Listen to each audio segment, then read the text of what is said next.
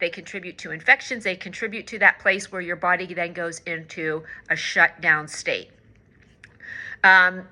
Again, they can happen anytime from birth to death, and this can happen in different areas of the brain.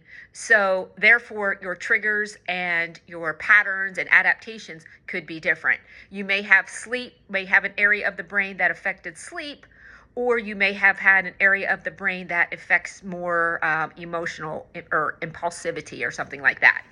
Now, there's a response that happens when these immune cells see danger. They have a release of these, they're called cytokines. And basically, this is where now that neuroplasticity, which we know now we can rewire because it's dependent on our environment. Now we see where that neuroplasticity and that healthy regeneration is inhibited. This can depend again on the degree and where in the brain that the insult actually occurred.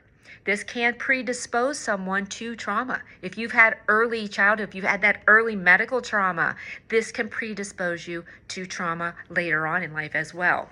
This can result from these priming events that I mentioned, direct head injuries. It could be indirect, such as maybe like whiplash, intense psychological or emotional stress, chemical toxins, infections, maybe oxygen deprivation. Think again about that baby who had not only was squeezed out with forceps, but was blue because of a cord and now had oxygen deprivation.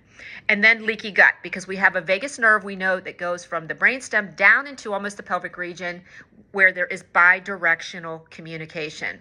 As long as we have brain or neuroinflammation, the nervous system is going to be stuck in this survival mode.